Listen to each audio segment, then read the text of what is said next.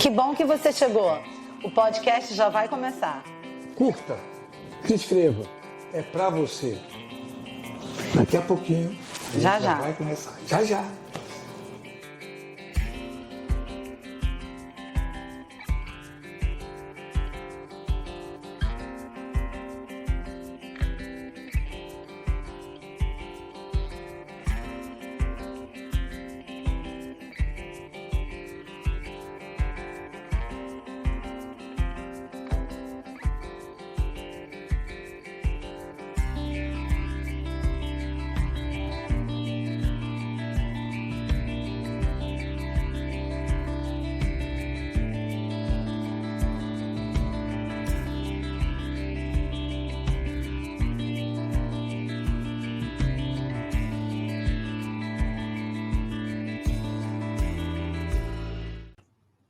Olá, boa noite.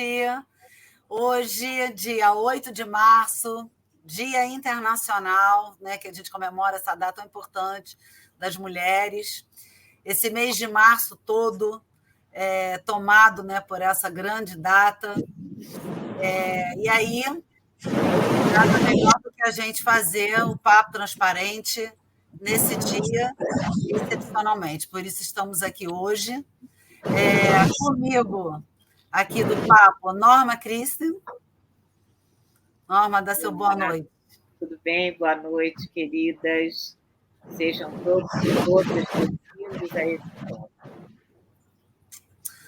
Aqui falamos, então, sobre carreiras, oportunidades de emprego, desenvolvimento profissional e também da vida. Nosso tema principal hoje do Dia Internacional da Mulher e a luta, né, pela igualdade salarial. Nós temos aqui uma convidada muito especial, que é Jordana Teza.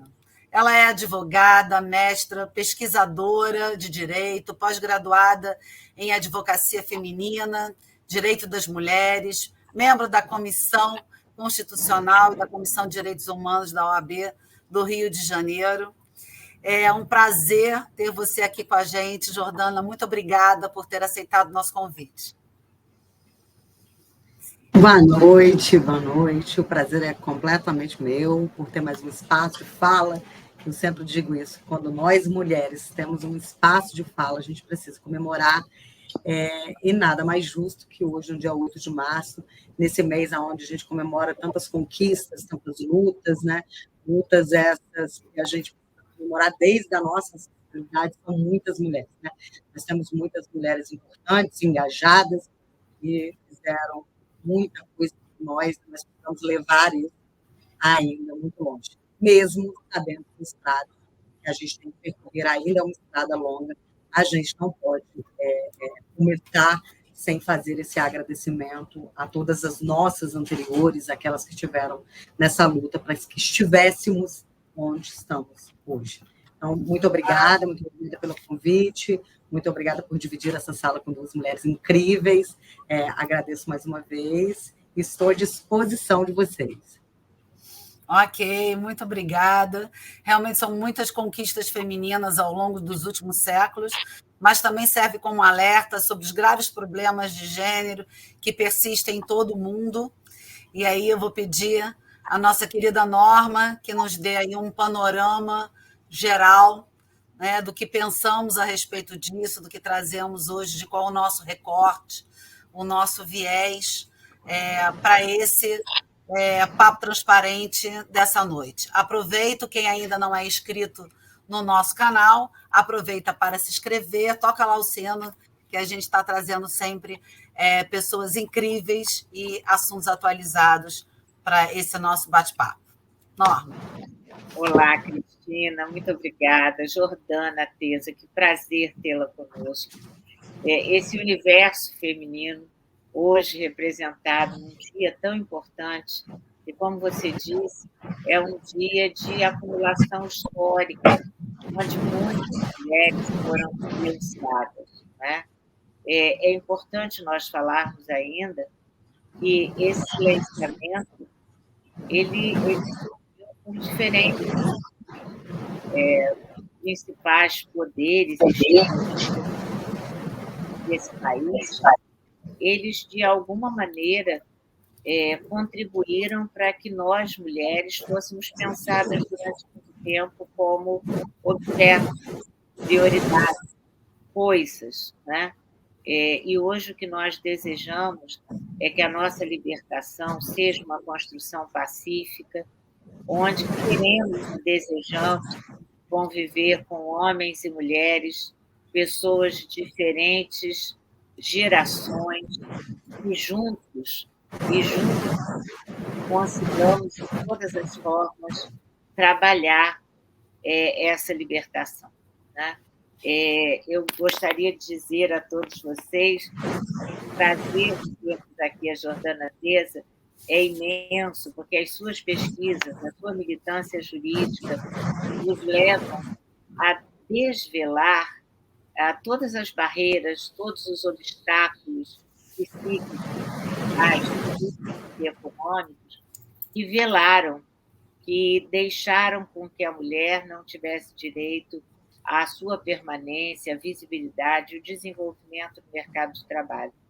E a gente consagra esse dia falando, através da Jordana, da Lei 14.611 de 2023, que vai, mais uma vez, nos trazer a luta, o direito pela igualdade salarial. E quando a gente pensa em igualdade salarial, estamos pensando que homens e mulheres, desenvolvendo as mesmas funções, a mesma carga horária, devem também perceber por valores idênticos. Eu tenho muito a ouvir, muito mais do que falar, e gostaria de convidar, então, a Jordana Teza para que ela nos conte a partir de que ponto histórico ela começa a nos trazer essa realidade. E como é, Jordana, um lugar em que as mulheres são invisibilizadas, são silenciadas e são mantidas, de uma certa forma, na retaguarda, né, dos processos produtivos desse país. Seja muito bem-vinda, e eu tenho certeza que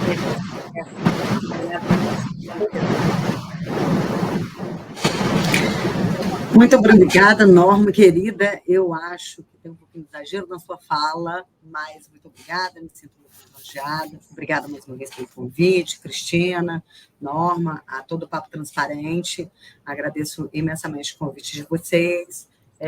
De novo, porque a gente sempre tem que dar importância a todos os lugares de fala, e a gente tem que colocar essa importância mesmo nesses lugares.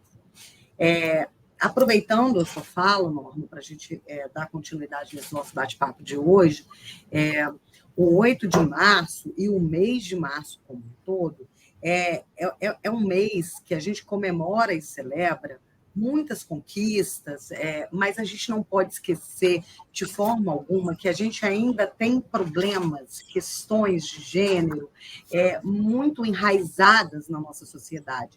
Eu aproveito essa sua deixa para fazer talvez um recorte para poder dizer exatamente sobre essas questões que nós temos enraizadas nessa nossa sociedade.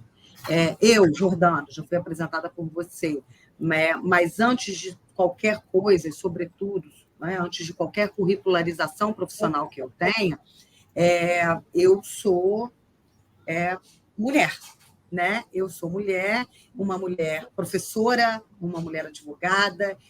Eu prefiro trazer o professora sempre à frente do advogada, porque ser professora, Norma, foi uma oportunidade que me possibilitou a proximidade com o ser humano. Assim, eu costumo dizer muito que a sala de aula é um lugar de milagres.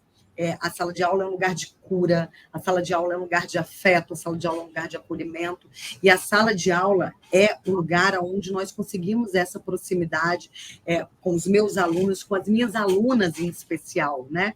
Poder apresentar para essas meninas, para essas mulheres, um pouco que eu trago de bagagem e trocar com elas, poder ganhar delas a bagagem delas, isso é muito importante, isso é muito gratificante. Não que a advocacia não seja importante na minha vida, mas com certeza essa troca que a sala de aula nos traz é imensamente gratificante.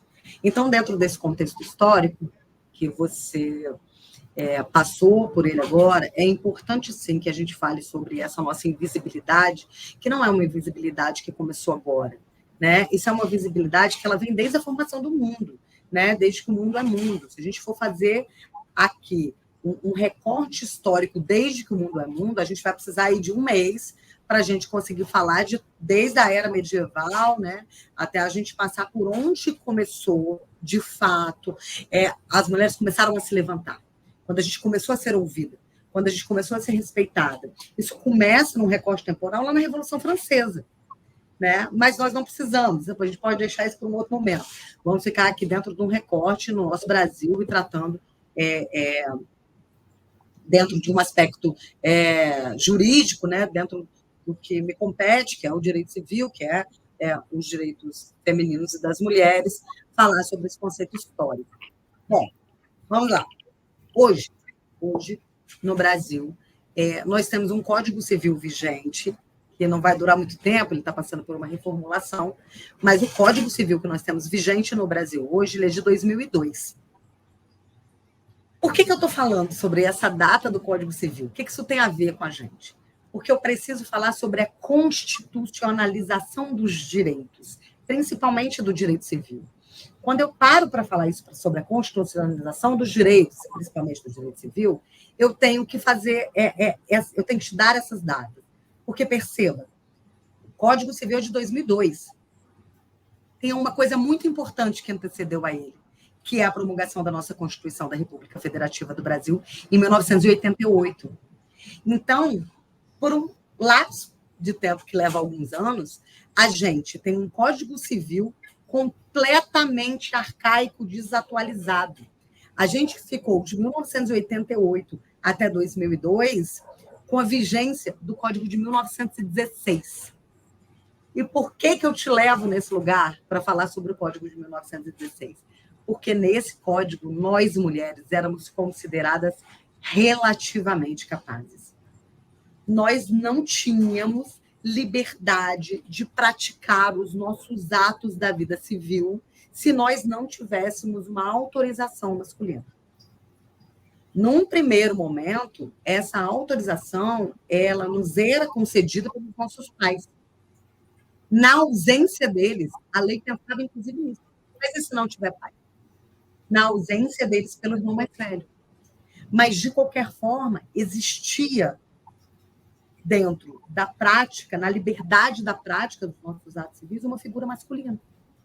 E por que eu fiz esse remonte?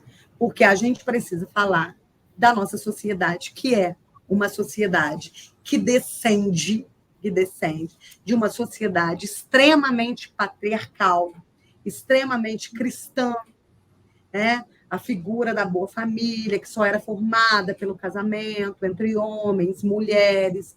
Tudo isso precisa revisto, tudo isso precisou ser revisto ao longo do tempo.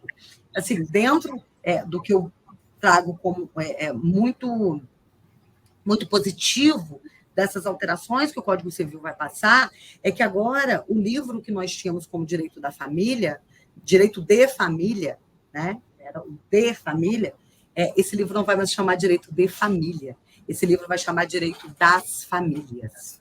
Porque nós temos uma pluralidade familista no Brasil que precisa ser enxergada como esse todo. Em algum momento, se vocês quiserem me convidar, com muito prazer, eu volto para a gente falar dessas alterações e principalmente dessa parte que, para mim, eu entendo com muito carinho, né, que é a parte onde a gente respeita a diversidade, aonde a gente busca, de fato, a efetivação da igualdade e da equidade entre pessoas. E nada mais justo do que essa nossa discussão nesse momento, nós falarmos entre essa igualdade e essa equidade dentro da nossa questão de gênero que nós estamos discutindo aqui, dentro dos direitos das mulheres. Eu peço uma licença aqui para vocês para fazer um recorte temporal e trazer, assim, de forma muito clara e concreta, como é que a gente foi colhendo, né, os frutos dessa luta feminina, feminista ao longo do tempo. E faço um parêntese quando eu falo sobre isso, porque muitas vezes, quando a gente, nos espaços onde a gente vai falar dessa nossa luta e dessas nossas conquistas, a gente enfrenta um preconceito muito grande quando a gente fala dos direitos feministas. Nós, enquanto mulheres, enquanto militantes da causa dos direitos femininos e feministas, das causas feministas, nós precisamos fazer uma ruptura com essa ideia que não existe, que é uma ideia mentirosa, de que a ideia feminista é que nós queremos ser melhores que alguém. Nós não queremos ser melhores que ninguém. Nós nunca quisemos, isso não faz parte da nossa pauta, isso não faz parte da nossa luta. A única coisa que nós queremos é que nossos direitos sejam reconhecidos e devidamente respeitados. O que nós queremos é ter a efetivação da igualdade de direitos entre homens e mulheres, da igualdade de direitos entre seres humanos. Nós não precisamos mais desses recortes, né? Nós não podemos deixar com que esses recortes ainda continuem na nossa sociedade. Né? E, obviamente, que isso não começou aqui com a nossa fala, isso não começou ontem, né? Isso começa desde muito tempo, mas eu vou fazer um recorte um pouco menor, né? Um pouco mais restrito e mais enxuto. Se a gente para pensar e volta no tempo, e quando eu digo um recorte restrito e enxuto, é de verdade. Nós, mulheres, só passamos a ter o direito de estudar em 1827. Quanto tempo faz 1827? A gente não está falando de algo que a gente não conhece ninguém que não conheça ninguém que tenha vivido em 1827. Se nós falarmos com os nossos pais, se nós conversarmos com as nossas avós, com as nossas mães, elas conhecem alguém que são dessa geração, que nasceram lá naquele ano, ou anteriormente a ele, e só puderam ter os seus direitos de estudar naquela época. Não, muito recente já isso. A minha mãe portuguesa, né, que era de uma aldeia, que nasceu em 1933, ela passou por isso. Ela eram cinco filhos, né? 4 mulheres e um homem. Só o homem teve direito a ir para a escola. As 4 mulheres, não, segundo, né, o meu avô, não precisavam estudar. A minha mãe conseguiu fazer até a 4ª série, né, do antigo primário, porque ela fugia de casa. Ela era mais velha e ela fugiu. Agora, outras irmãs dela não conseguiram. As minhas tias foram depois para outros países, França e tal, e deram, até hoje, né, se aposentaram como fazendo trabalhos domésticos.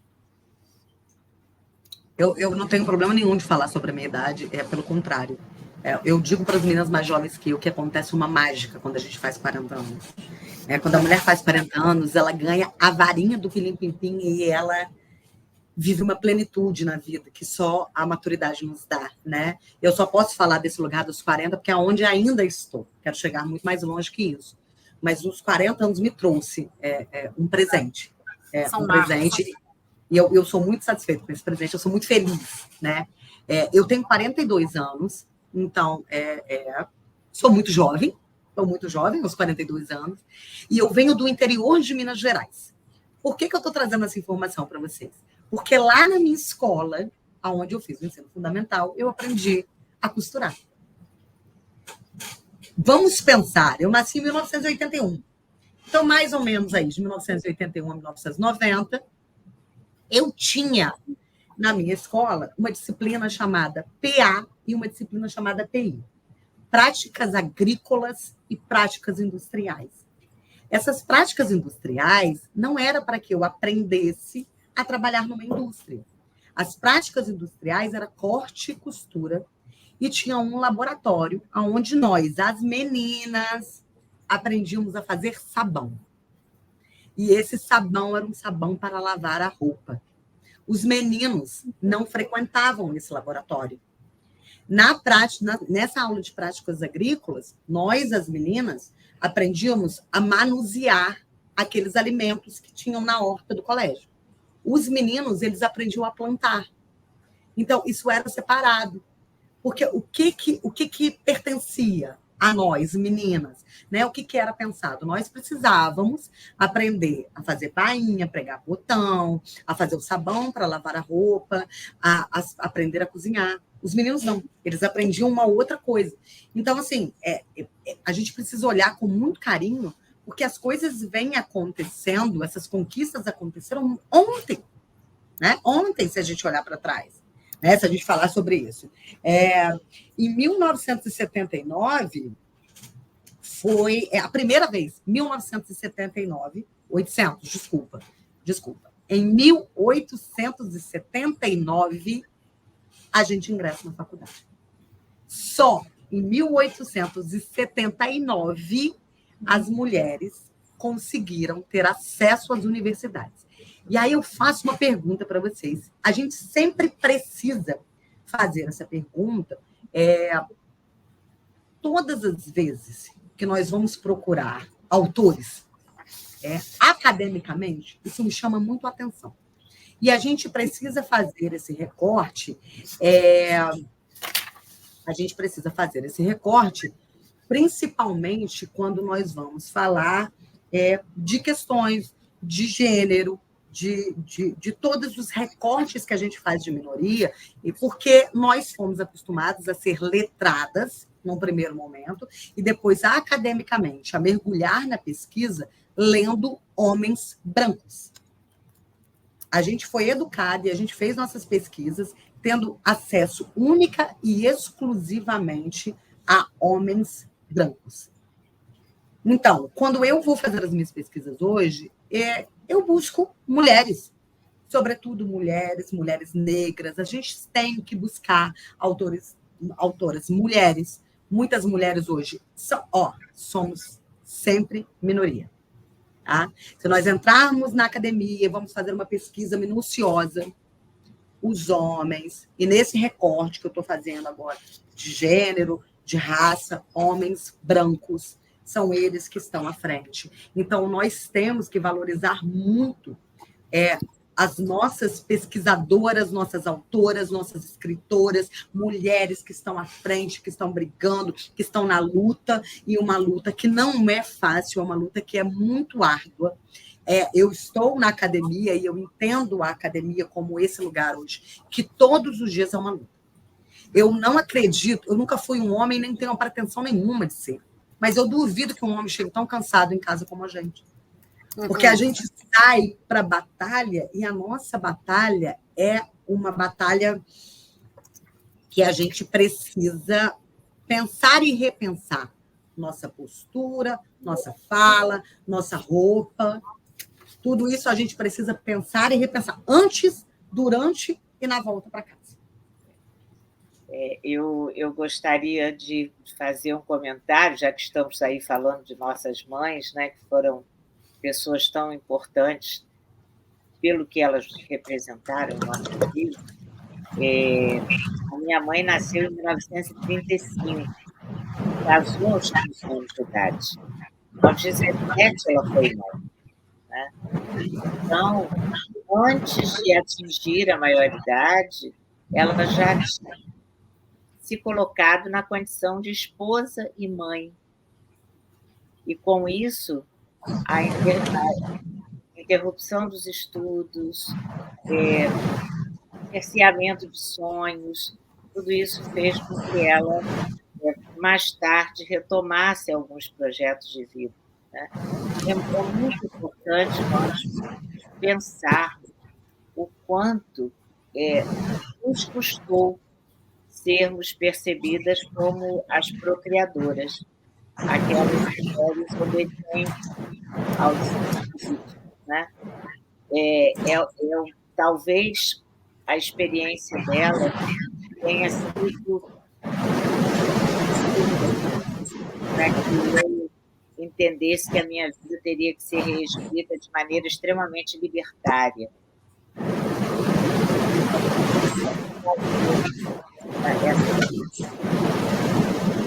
Norma, deixa eu fazer uma pergunta em cima da sua fala, só para eu me certificar. Você disse que a sua mãe nasceu em 1935. 35. E 35. Foi 33. 1933, a sua, Cris? É. Então, deixa eu dizer uma coisa para vocês duas. Quando a sua mãe tinha 1 ano, quando a mãe da Norma tinha 4 anos, a gente estava comemorando o direito ao voto. As mulheres só começaram a votar em 1932. Nós acabamos de fazer essa comemoração agora, no dia 24 de fevereiro, que é a data que a gente comemora o direito ao voto feminino. Eu estou dizendo para vocês que as mães de vocês eram crianças, né? Na realidade, não, desculpa, né?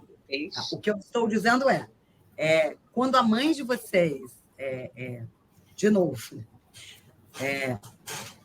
1932 é a data em que as mulheres conseguem votar. Em 1933 nasceu a mãe da Cris.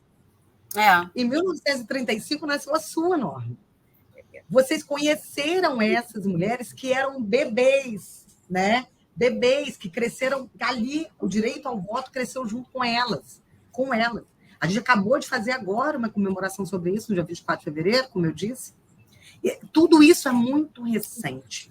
E todos esses direitos conquistados por nós, eles são muito bebês ainda. Quando Jordana trouxe para a gente, né? Quer dizer, para mim foi uma novidade, Norma talvez sabia ou não, né? Que sobre a lei da laqueadura, né? Que é extremamente recente, né? Foi ano passado, 2023? Foi, 2023. E aí a mulher tem o direito, né? De fazer a laqueadura das trompas sem a autorização do homem. É isso.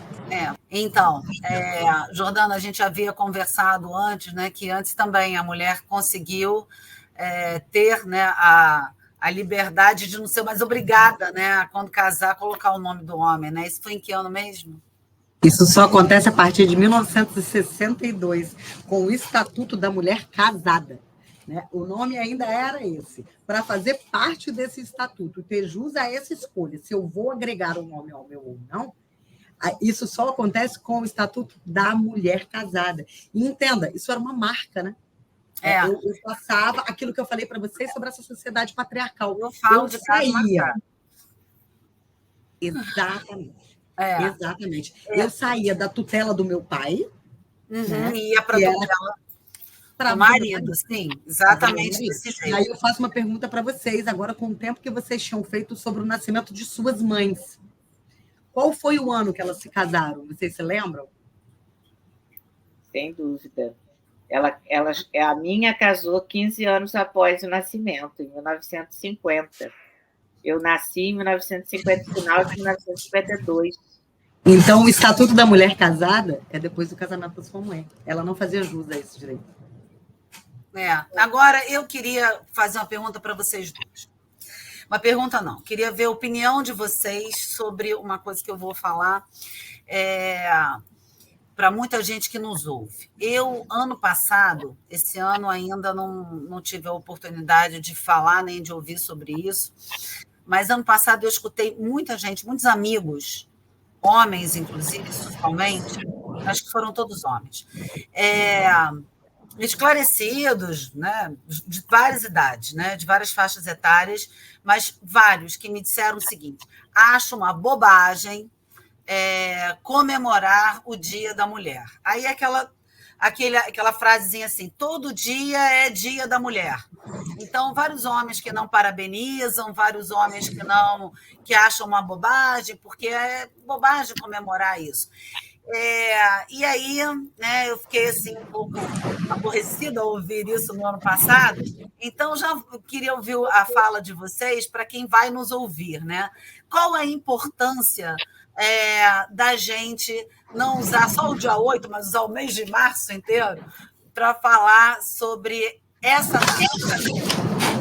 Pode ficar à vontade, Norma, para começar. Ok. Bom, primeiro, eu concordo que nós não devemos fazer nenhuma comemoração de um dia, né? O Dia da Mulher, o Dia do Índio, né? Onde um extermínio de nações indígenas é tratado ainda de maneira exotista, eu acredito que a gente precisa aprender a participar de leituras e debates para transformarmos tudo isso em práticas e nos colocarmos de maneira mais orgânica na sociedade.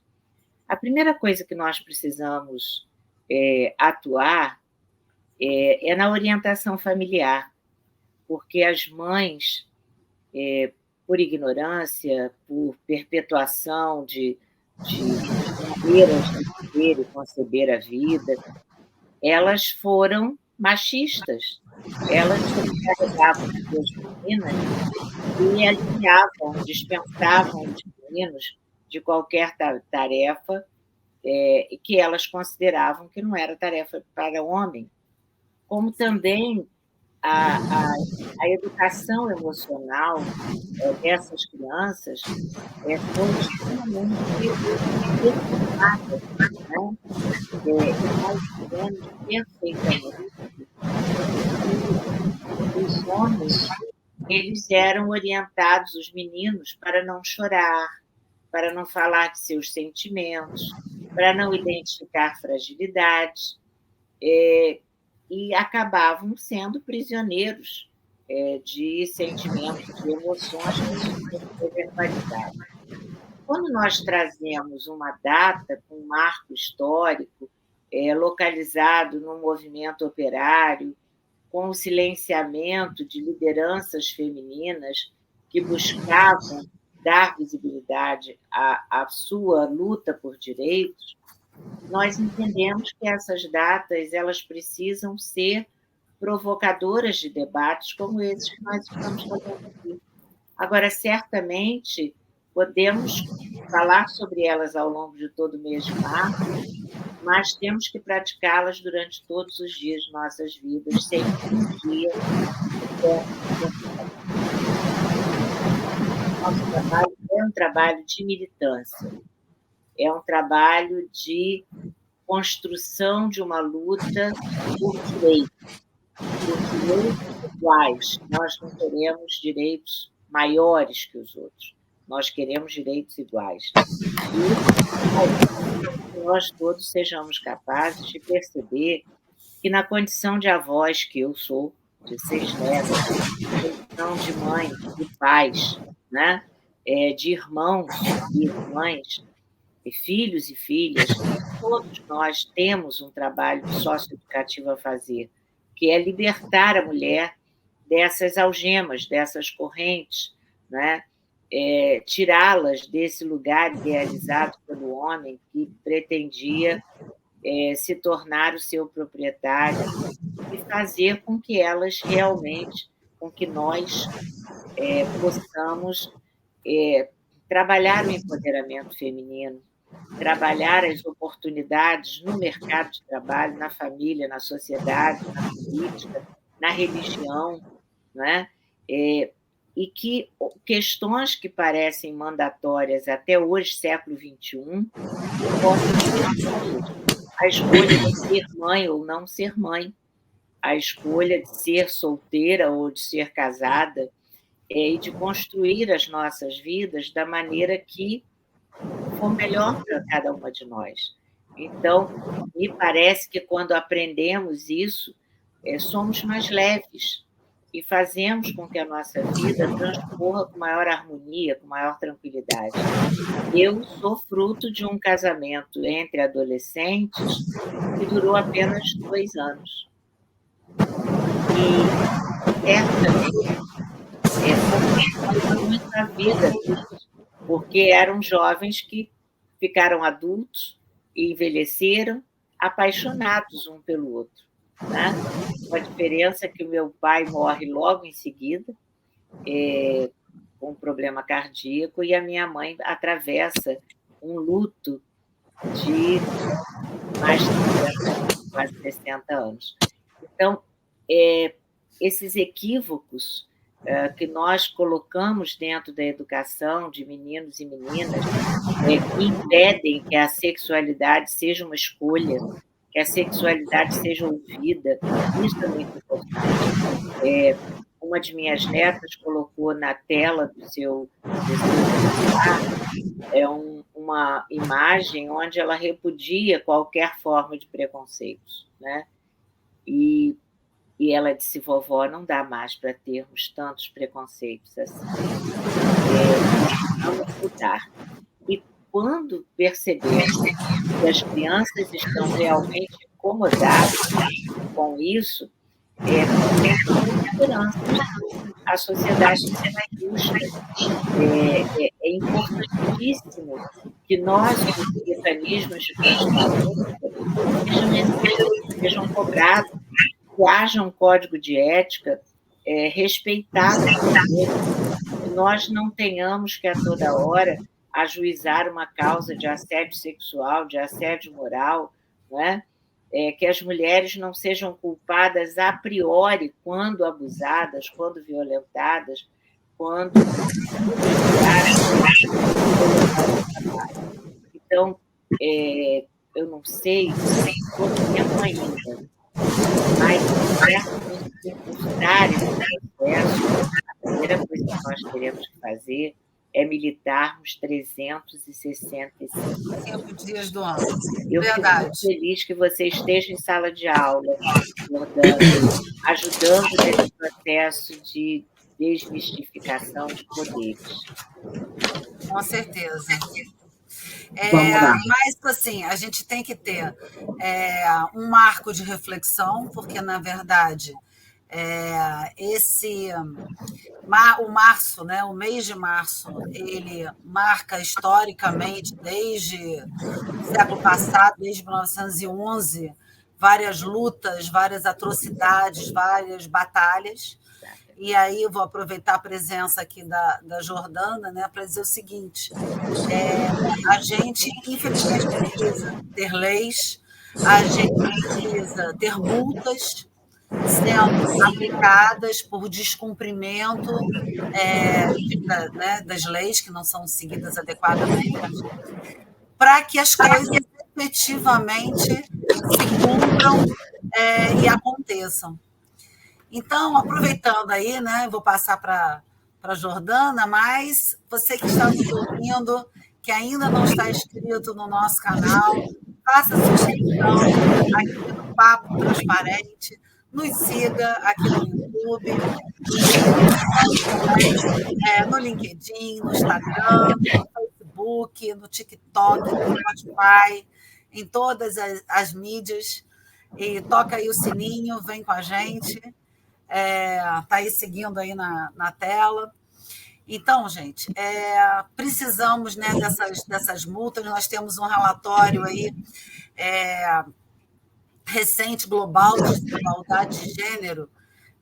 Não sei se você tem conhecimento, Jordana, mas que fala que o Brasil ocupava a 94ª posição entre 146 países quando o assunto é desigualdade de gênero. A pesquisa ela analisou vários indicadores, como educação, participação política, oportunidades econômicas, e esses indicadores mostram que, mesmo sendo a maioria do país de mulheres aqui no Brasil, nós ainda somos a minoria em cargos de liderança. Então, temos que ter marco de reflexão, temos sim que ter leis, temos que ter multas, né, sendo aplicadas, porque a classe feminina ainda é muito desvalorizada no Brasil e no mundo. E, segundo a Organização Internacional do Trabalho, a cada $1 de rendimento que os homens ganham, as mulheres ainda recebem 51 centavos. Então, isso porque a gente teve muito cuidado aqui nos nossos recortes, porque esse assunto é realmente muito amplo, né, Jordana? Então, quanto ao Dia da Mulher, né?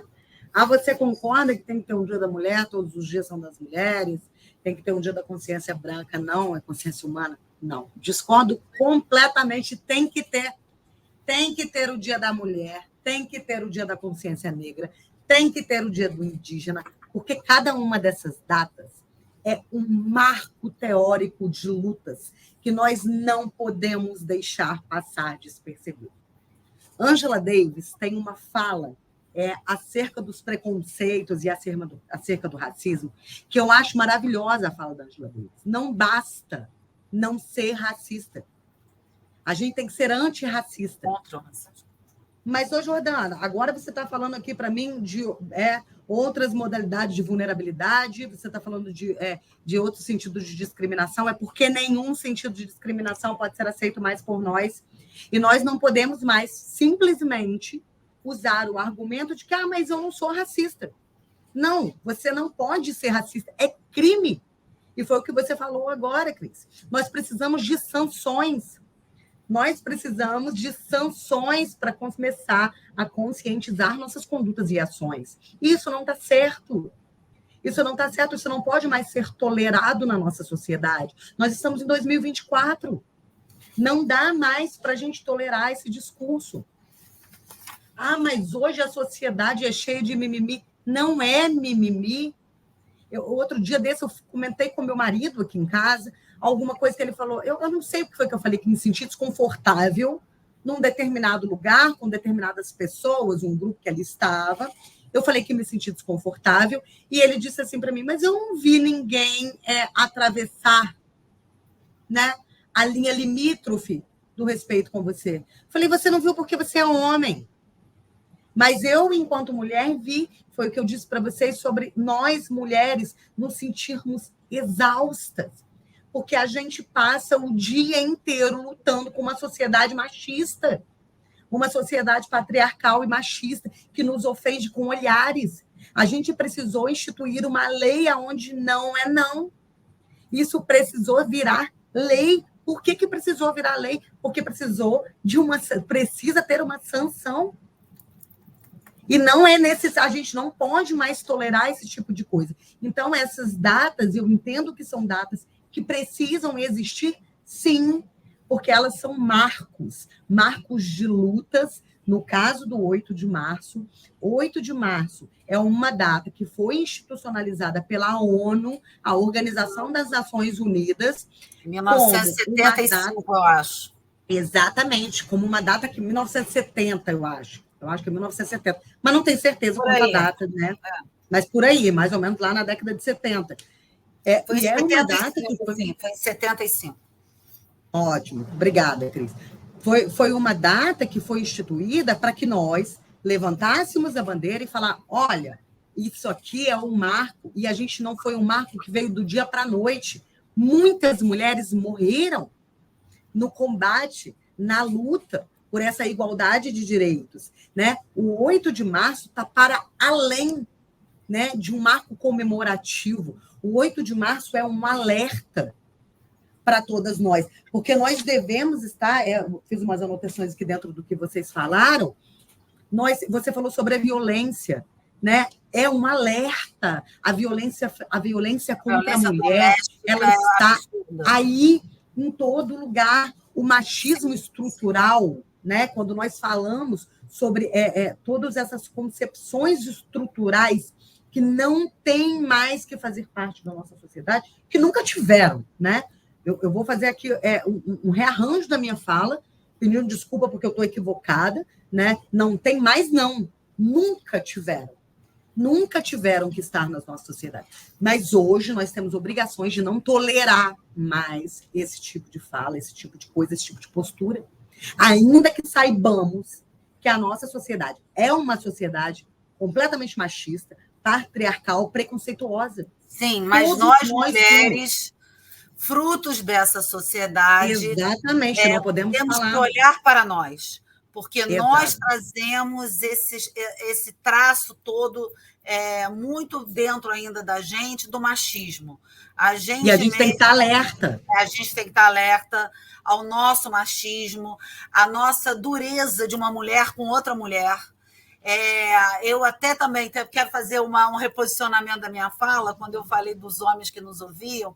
Eu acho que não é hora só de olhar, é hora de olhar para as mulheres e dizer para, né? Porque você não precisa mais disso, você mesmo tem que se rever, a gente tem que refletir, a gente tem que se perceber, porque a gente foi criado com muitas falas, né, com muitas questões, e isso tudo fica reverberando ainda na nossa mente. A gente da nossa infância, da nossa criação, de tudo que a gente vem ouvindo, e a gente reproduz isso, né? E a gente repassa isso também. Então, nós três aqui, para além das nossas ações, somos professoras, e somos mulheres aí atuantes no mercado, precisamos todas nós mulheres, estarmos atentas e gritar isso para as outras mulheres. Então, aproveitar realmente esse espaço aqui para dizer, mulheres, nós podemos, nós devemos, né? Nós temos que nos unir. Uma pela outra, aquilo que vem se falando muito, né? Ninguém larga a mão. Ninguém larga a mão, né? Eu sou professora também, graças a Deus. Eu acho que é meu principal, porque eu estou nele há 40 anos. E eu trabalho como orientadora de carreira. Então, o que eu encontro sempre como um traço problemático nos atendimentos que eu realizo, ou nos debates em sala de aula com minhas alunas, meus alunos, é a questão da baixa estima, a baixíssima estima. O menino o jovem chega à universidade, muito jovem, 18, 17 anos, e ele entende que aquele lugar é dele, principalmente quando ele encontra na família a possibilidade financeira de levar adiante os seus projetos acadêmicos. A mulher, em sua maioria, chega um pouco mais tarde. Ela chega depois de um processo onde essa baixa estima foi bastante cruel, onde ela também casou jovem ou engravidou e teve que aprender a cuidar de uma maternidade sem ter construído qualquer forma de independência. E quando nós falamos com essas jovens sobre a importância de dar prosseguimento aos estudos, escolher uma carreira, iniciar, terminar, concluir o seu ensino médio, caminhar para uma universidade, parece que elas tentam nos dizer em seus silêncios que elas não merecem esse lugar. Esse lugar não é delas. Porque essa baixa estima está construída historicamente. A mãe, a avó, a bisavó também não foram à universidade, né? Os dados, as pesquisas que a Jordana nos trouxe, deixou muito claro, primeiro, do quanto a universidade é recente no Brasil. A universidade pública é muito recente no Brasil. Depois, como é mais recente ainda, a garantia de lugar para essa mulher, né? E isso não quer dizer que não houvesse a possibilidade dela entrar. Os principais obstáculos eram obstáculos psíquicos.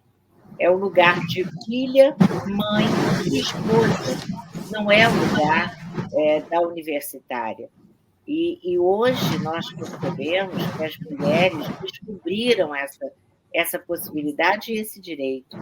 E elas conjugam o trabalho, a universidade, as tarefas que ela compartilha ou não com seus parceiros, eu espero que compartilhem com ela, e que isso está nos trazendo uma possibilidade de reafirmarmos esse empoderamento, esse lugar de fala, e dizer para elas que vocês precisam, sim, aprender a negociar, a dizer não, a buscar suas oportunidades, a entenderem que as conquistas lhes cabem, nos cabem, né? O Mayakovsky dizia que todos nós temos o direito de brilhar como o sol. E nós, mulheres, brilhamos, só que não acreditamos. Sempre achamos que estamos sendo iluminadas e não luminosas. Então, é importante, sim, que no mercado de trabalho saibamos nos colocar, percebermos o nosso protagonismo, identificarmos as nossas ações como mulher, aquelas que precisam ser compartilhadas com parceiros ou parceiras, né? E aquelas que realmente nos pertencem no espaço produtivo, no espaço laboral, e que não dá para ser colocada atrás de uma sombra do preconceito de gênero, do preconceito social, do preconceito étnico e de tantas outras formas de preconceito que somam a nós, né? Então, eu quero devolver para Jordana e dizer que nós todos temos uma imensa responsabilidade.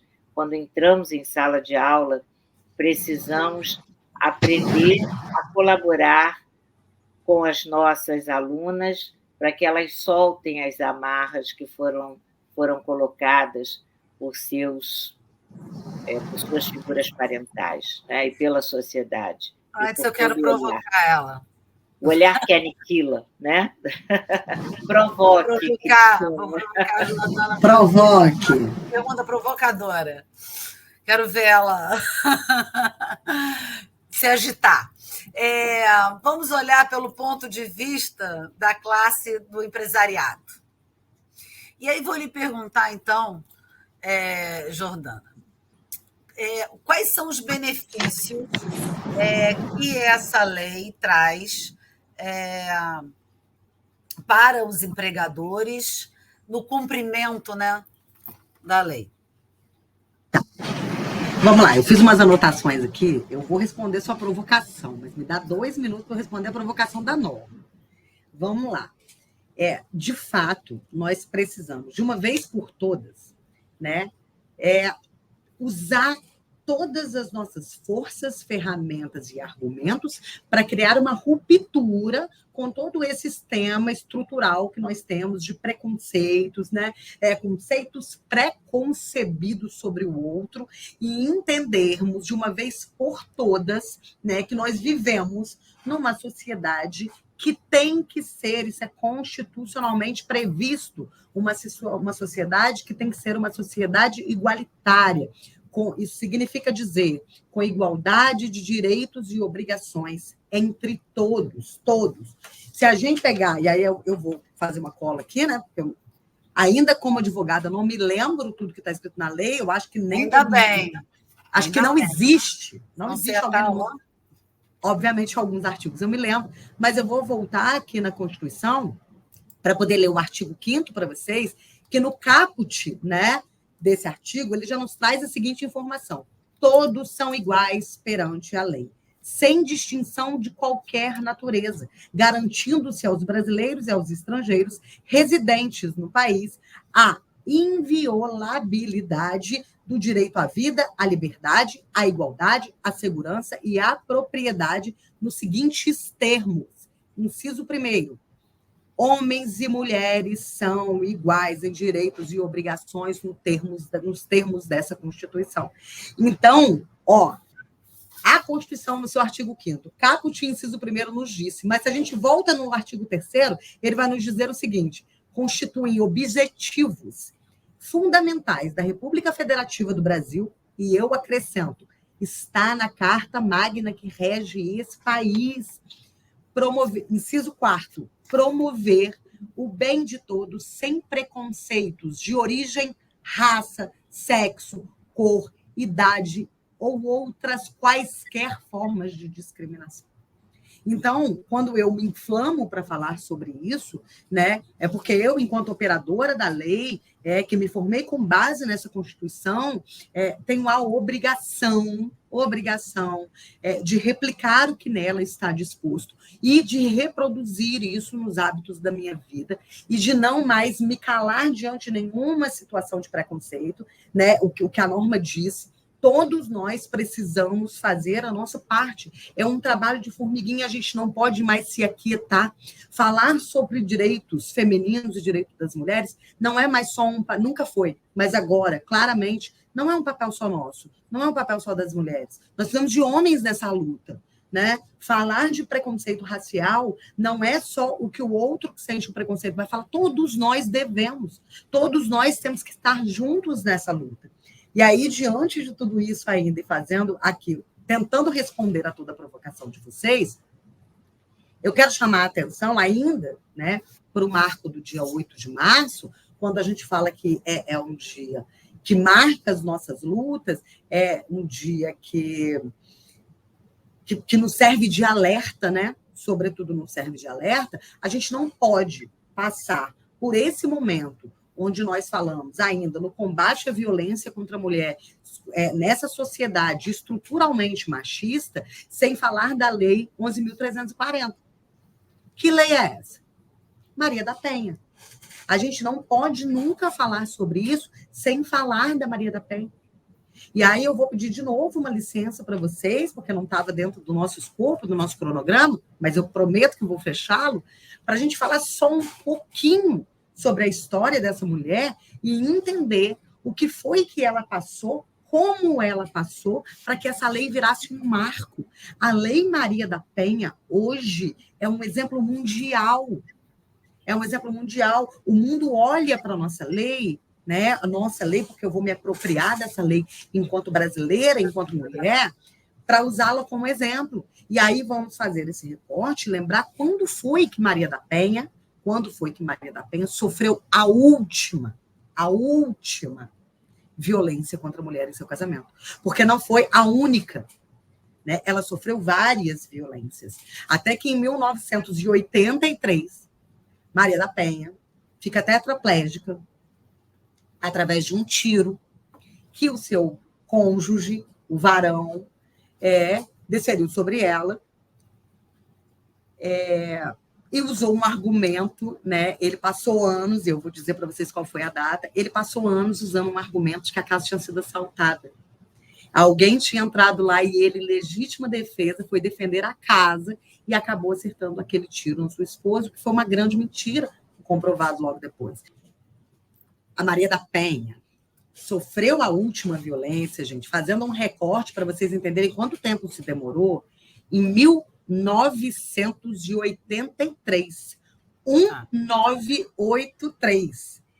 E 1983, tá Maria da Penha... 1983. 1983, ela sofre esse atentado, recebe o tiro do seu cônjuge, varão. O Brasil arrasta esse processo por muito tempo, até que em 1998, o Brasil foi denunciado à Corte Interamericana de Direitos Humanos, e a Corte Interamericana de Direitos Humanos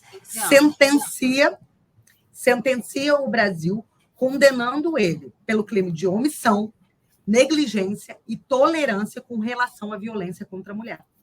Recomendando aí, ele fez uma recomendação que o Brasil se posicionasse e finalizasse definitivamente esse processo, de uma vez por todas. Mas olha quanto tempo se passou, desde 1983 até 1998.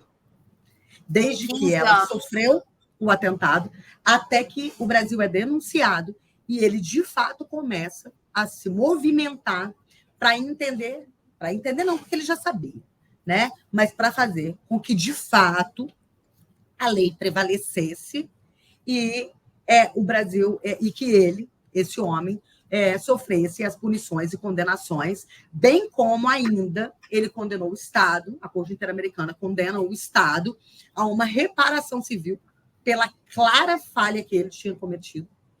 E essa reparação civil é para com ela, é para com a Maria da Penha, esse mártir que nós temos hoje na nossa sociedade, que diante de muita luta, nos trouxe. A lei traz o seu nome, né? A lei nasce pela sua história e a lei traz o seu nome. Mas de quando é essa lei? Porque eu falei para vocês, o tiro, 1983. O Brasil é denunciado 1998. A lei 11.340 é de 2006. Então, quando a gente para entender esse movimento que acontece estruturalmente na nossa sociedade, aí a gente olha com um olhar que é um olhar mais carinhoso, que agora eu vou para outra provocação da Norma, que é um olhar extremamente carinhoso que nós precisamos ter com as nossas meninas, nossas mulheres, as mulheres que estão conosco nessa sociedade. A sororidade que a Cris falou, de ninguém solta a mão de ninguém, isso tem que ser o nosso lema de vida. Nós não podemos competir umas com as outras. Sabe? A sororidade não é competição, porque cabe. Falta muita mulher ainda. Nós precisamos de mais mulheres na luta. Nós precisamos de mais mulheres no mercado de trabalho. Eu preciso de mais mulheres do meu lado. E nós, mulheres, temos que nos apoiar, nos incentivar, nos ajudar a crescer, a fortalecer. Como a Norma disse, nos reconhecer nos nossos lugares. Esse lugar é meu, sim. Eu vou ocupar esse lugar porque eu posso. Você vai ocupar esse lugar porque você pode. Nós podemos muito além do que imaginamos. E nós temos essa obrigação de ruptura com esse machismo estrutural que um dia olhou para a gente e disse que nós não éramos capazes pelo simples fato de sermos mulheres. Nós somos capazes, sim. E nós vamos aonde nós quisermos chegar. Nós somos infinitas, ilimitadas e luminosas. Daí infinitas, ilimitadas e luminosas. Nós vamos iluminar o que nós quisermos. Lindo. Perfeito, maravilhoso. Daí a importância da gente trazer essa lei agora para cercear tantas questões aí trabalhistas, que vai ser de extrema importância uma adequação dos recursos humanos para promover e investir em política. Vou responder sua provocação, Cristiana. Não fica com ciúme da Norma, não. Isso que estamos caminhando para o fim, então vamos direcionando aqui para a lei, né? 14.611. E aí, a provocação foi porque o que a classe, né, do empresariado, quais são os benefícios, né, com a implantação dessa lei? Vou responder a sua pergunta, fique tranquila. E já vou me colocar à disposição para voltar, porque a gente tem que falar sobre muitas outras leis. Com certeza, a gente não conseguiu falar nem de metade. O convite está feito. Sobre o assunto. Mas vamos lá sobre o que você me perguntou. E agora a gente está falando da Lei 14.611, de 2023, que, inclusive, está fervendo. A gente não pode nem tocar nela. Acabou de sair do forno. E não tão somente a lei acabou de sair do forno, ela é de junho de 2016, acho que é 6, desculpa. Ela é de junho de 2023, né? Isso, de julho de 2023. 7 de 2023, não me lembro se era junho ou julho, mas do meio do ano de 2023, essa lei foi votada e sancionada e regulamentada pouco tempo depois. E agora nós tivemos aí um marco para falar. Hoje nós estamos no dia 8, né? Então, se a gente fizer as contas do dia, porque fevereiro, deve até 29, no dia 29 de fevereiro de 2024, as empresas tiveram um prazo para se adequar e se adaptar na prática desse relatório de transparência exigido pela lei. E aí, respondendo basicamente a sua pergunta, eu vou te dizer, você perguntou para mim, Jordana, os empregadores, eles têm alguma, como é que foi que você disse? Eles têm algum benefício, na verdade. Eles têm algum benefício? Eles não têm e não têm que ter. Porque a gente está falando de uma lei, né? Então, eu não estou aqui falando para beneficiá-lo. A gente está falando de uma lei que, como eu li para vocês, lá no início do nosso podcast, em algum momento, eu disse para vocês uma coisa que eu vou repetir agora. No Brasil, nós temos alguns termos que são usados no mundo jurídico ou em alguns outros lugares que não deveriam existir e nem a prática deveria existir também. Mas nós temos uma coisa que fala assim, lei que pega e lei que não pega. Queridos que estão nos assistindo, eu acabei de ler para vocês alguns artigos da nossa Constituição que fala sobre a igualdade. Era mesmo necessário que eu tivesse uma lei? A gente pode fazer até um bate-papo sobre isso depois. Seria mesmo necessário que eu tivesse uma lei para ratificar o que já existe? No Brasil porque no Brasil ainda é. No Brasil mas o Brasil em especial. É um hábito, é um costume, não sei. Não sei como chamar isso dentro de um termo técnico jurídico. Não sei, mas acontece. E aí, quando você está me perguntando sobre isso, eu queria falar um pouquinho com você sobre a lei, antes da gente falar sobre isso. né? Hoje, o IBGE nos trouxe um dado, antes dessa lei, foi onde ela foi pautada, ele nos trouxe um dado que, em média, as mulheres brasileiras recebem 78% do salário dos homens. Em média. Então, a gente não pode... É o que a gente está falando sobre a ruptura, né?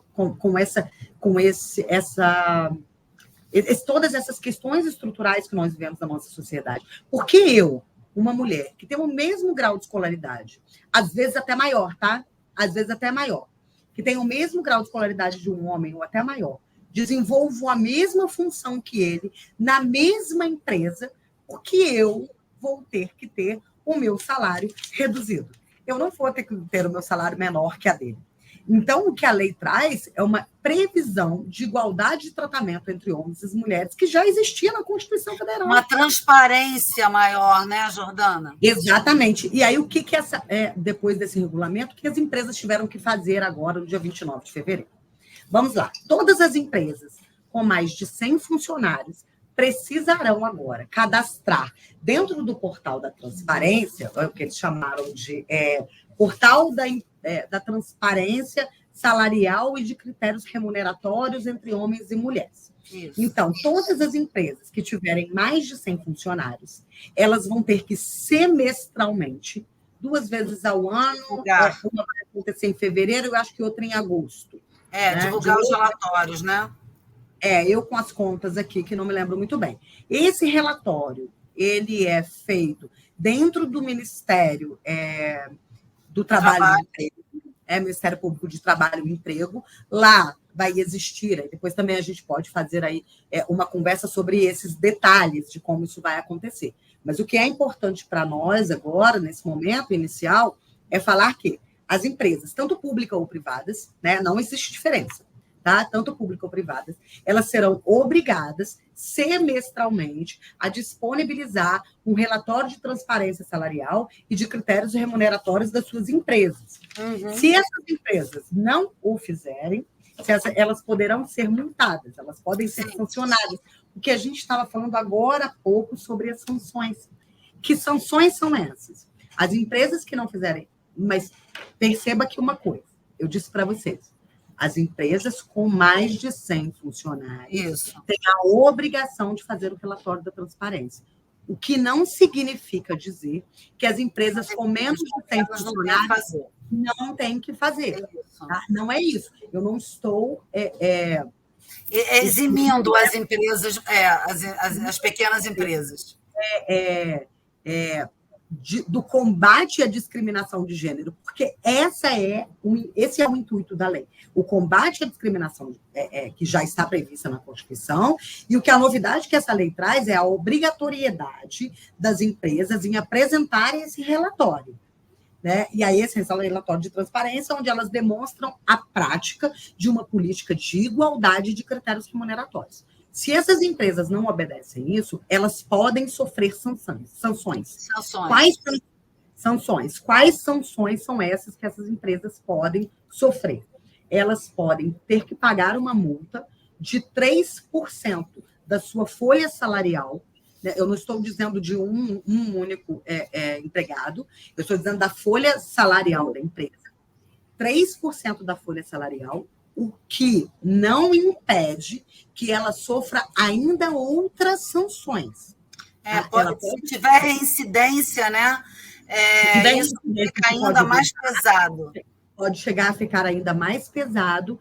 E o que é importante a gente frisar aqui também, Cristina e Norma, é que pagando os 3%, se ela sofrer algum tipo de sanção, essa sanção, né, se ela se atrasar, ela não está livre das outras sanções, né? Como, por exemplo, assédio moral e assédio sexual, dano moral, e todos os assédios que estão envolvidos nessa relação, né? Nessa relação de trabalho, principalmente quando nós estamos falando aqui de nós, mulheres. Quando nós estamos falando de nós, a gente precisa falar sobre assédio moral, sobre assédio sexual, a gente precisa falar tudo isso.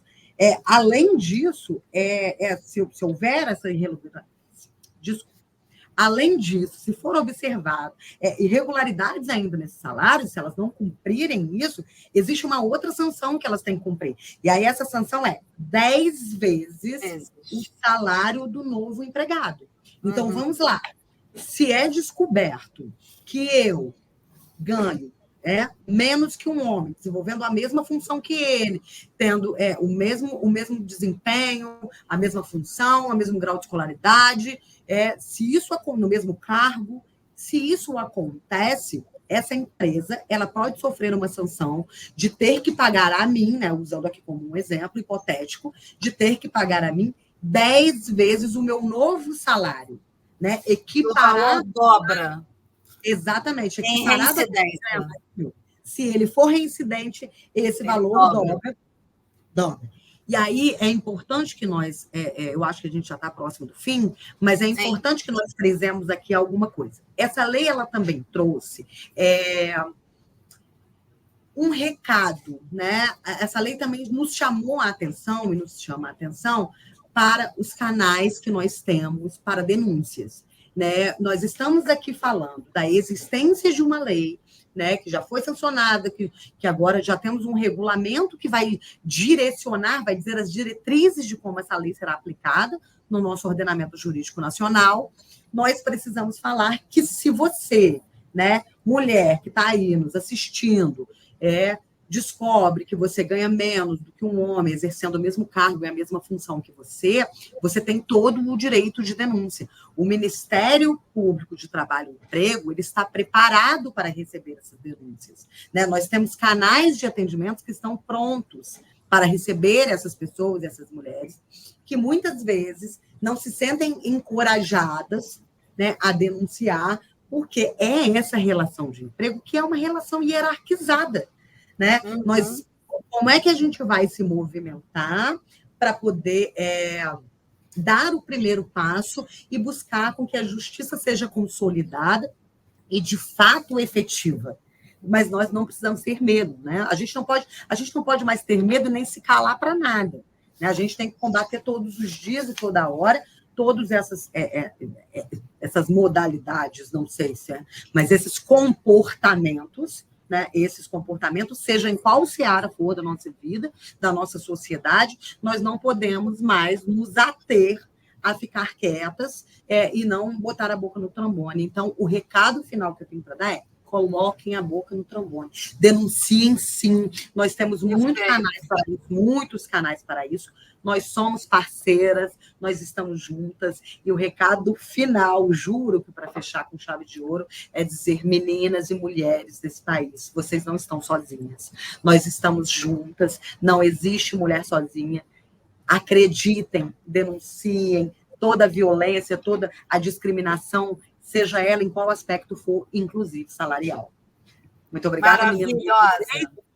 Eu gostaria de me dirigir agora ao RH, né, das empresas que precisam mexer muito com essa cultura organizacional, estar atento a isso. As pessoas devem trabalhar para esse estabelecimento do trabalho dentro de uma igualdade de condição de trabalho. Então, para isso é importante que se olhe para as políticas internas, que o acesso à formação dentro das organizações seja de igualdade de condições, que a capacitação dos gestores e das lideranças, principalmente na aferição de resultados, né, seja feito, que as equipes sejam orientadas sobre as suas ascensões ao mercado de trabalho também, igualdade de condições, que as mulheres sejam capacitadas para evoluírem nesse mercado em condições também igualitárias, que os indicadores, né, possam ser analisados em igualdade de condições também em relação aos homens, e que, quando a gente falar de diversidade, seja sendo respeitada, que isso inclua do estagiário à diretoria, né, que isso realmente perpasse, né, por todos os cargos, e isso não seja, né, uma coisa específica. Então, essa lei ela vem trazer um olhar, né, para várias questões aí de etnia, de gênero, de raça. Ela é assim, de extrema importância. E é isso, e ela, como disse muito bem aqui a nossa advogada presente, é preciso que hajam, né, leis que doam na parte assim, mais sensível do ser humano, né, que dizem que é o bolso. Eu, ainda como psicóloga, sou obrigada a concordar com isso, que o bolso faz com que, né, a classe, aí, principalmente do empresariado, né, fique bem nervosa. Né? Então, é isso. Concluindo, queria ouvir da Norma como é que ela gostaria de deixar em um fechamento para a gente encerrar. Quem está aqui com a gente que ainda não segue, nos ouvindo, se inscreva no nosso canal, que isso é extremamente importante para que a gente continue. As palavras de fechamento. Obrigada por essa noite, por esse dia tão especial. Jordana, o nosso ganho não é só ouvir uma advogada que luta pela causa feminina, mas perceber que você é uma mulher desobediente à dominação machista. Esse lugar especial para a humanidade, que nossas ações sejam costuradas por amor, um amor que se coletivize, independente de orientações sexuais, de gênero, de sexo, de etnia, de raça, como a Cristina tão bem colocou. Bem importante, e esse é o recado que eu gostaria de deixar, é que todas nós, mulheres, precisamos aprender a denunciar. Eu, ao longo de minha trajetória profissional, ouvi muitas jovens, muitas mulheres dizerem que temiam a denúncia, porque sabiam que iriam parar uma lista um cadastro onde viriam a ter dificuldade para se recolocar no mercado de trabalho. Eu diria que se uma apenas fizer essa denúncia, pode ser que haja uma perseguição, mas se todas nós reagirmos, se nós fizermos o que a Jordana falou, colocar a boca no trombone, falarmos para muitos, utilizarmos todos os mecanismos de reclamação, se nós não nos calarmos, certamente os covardes que usam as práticas de silenciamento irão retroceder ou serão deslocados desses espaços de um poder absolutamente ilegítimo. E quando a gente fala covardes, a palavra já é todes, né? Eu diria que, infelizmente para nós não podemos colocar nos ombros apenas do homem. Há líderes femininas, mulheres no poder que ainda exercem uma prática machista, que são cruéis, que são silenciadoras, que oprimem, que interrompem o processo e a permanência dessas trabalhadoras no mercado de trabalho, no seu emprego, com a alegação de que elas estão fazendo curso superior. Eu ouvi isso várias vezes. Professora, eu fui desligada porque a minha chefe, ao saber que eu estou fazendo curso superior, disse que eu não poderia permanecer, porque ela não faz. Uhum. Então, vejam, todas essas práticas precisam ser denunciadas, combatidas de maneira desobediente, mas precisamos usar os canais competentes para fazer isso. Precisamos dar voz a toda e qualquer mulher, a toda e qualquer pessoa que chegue a esse sofrimento, a essa dor. E nós não podemos esquecer de falar que a grande vitimação, para além das mulheres cisgênero, está no grupo LGBTQIAP+, que sofre muito com o afastamento das oportunidades no mercado, que são barrados no processo seletivo, quiçá nos processos de desenvolvimento de carreira dentro das organizações. Eu espero que essa conversa tenha servido para encher todos nós dessa prática amorosa, das práticas de sororidade que nos unem, mas muito mais do que isso. Estejamos prontos para um combate, para uma luta sem fim, para uma sociedade que ainda precisa de leis, lutas, multas e sanções para que os crimes sejam mitigados. Mas o que a gente pode prometer, como a Cristina disse, não vamos soltar a mão de ninguém e não vamos permitir que o silêncio nos seja imposto. Vamos eu juntas quero aqui, agradecer Norma. absurdamente. Vamos viu? aqui, juntas. Juntas. Um beijo. As três, dar uma boa noite, agradecer a todos que nos ouvem. Boa noite, obrigada.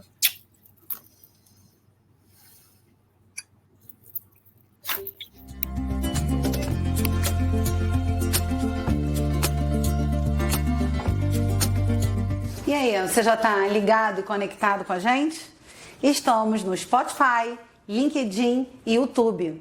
Canal Papo Transparente. Segue a gente, vem com a gente, conteúdos novos, atualizados, oportunidades de mercado, alavancar carreira, crescimento profissional e pessoal. Quem não está em busca disso, gente? Isso é tudo, né? Então vem com a gente, a gente precisa de você. Juntos somos mais fortes.